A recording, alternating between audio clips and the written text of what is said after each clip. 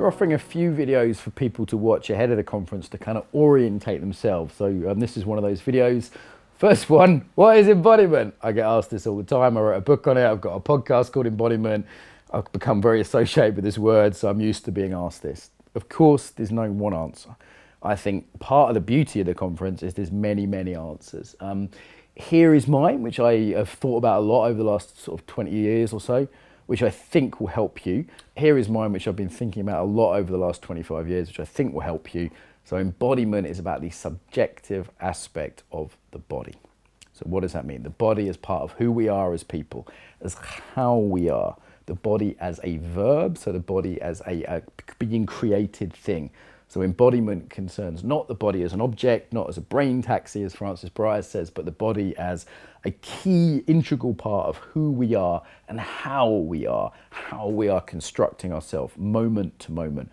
Embodiment is relational, it's environmental, and it's personal. It's got cultural aspects, situational aspects. We can think of the embodiment as happening in layers. So yes, our history is embodied, our situations embodied, the relationships we're in, these are all embodied.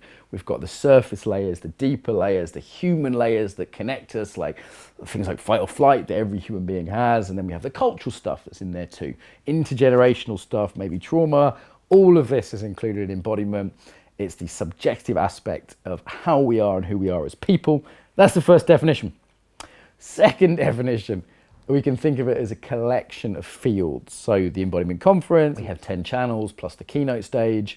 So we can think of embodiment as an umbrella term for the body, mind, arts generally. So they have to be awareness-based, right? So we're not including like sports, we're not including, weightlifting or something. Is it awareness-based? Criteria one. Does it develop the self? Now, anything can be done in an awareness-based way to develop the self. We could talk about embodied gardening or embodied surfing. There are people doing both of those things, actually. However, historically, it includes certain areas. Some of them are more Eastern, so we might have like the martial arts. Not all of the martial arts are Eastern, but many of them. Meditative arts, for example. And then certain things are more Western, like certain theatre traditions, body therapy, Western somatics. And, some things are an amalgamation. Something like body-mind centering draws on many of these. So traditionally, I sometimes say it was 7 fields. We've actually expanded it here to 10 in the modern context to say there's 10 kind of main groupings. Some of them we've sort of thrown together like martial arts and healing arts. We could have had those separate. Though actually traditionally in Asia they often went together. Anyway, so you can think of embodiment as an umbrella term for all these different body-mind arts that are awareness-based and develop the self. Third definition we can look at as a set of skills. I'll do a separate video on that because it'll be very useful for your learning at this conference. But they're the 3 main definitions so far. So we've got this more philosophical definition, the subjective view of the body, and we've got this idea of it as an umbrella term for all these different body-mind arts. Third definition, skill set, separate video on that. And often I define this subjectively because by its nature it's subjective. It's about experience, So often when I'm working with groups, I'll say, look at your arm. You could look at that as an object, as a thing, or you can realize that your arm is part of you, that this arm has held babies and lovers and had fights and written poems.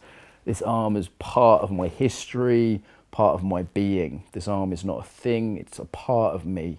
And that is a very different way of relating. Embodiment ultimately concerns relationship to self, other, planet, values.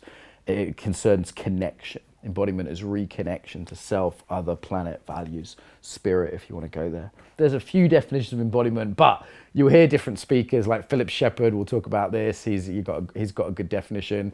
Dylan will have his own definition. Different speakers have their own take on this. So there's mine. I hope that helps you if you're newer to this field.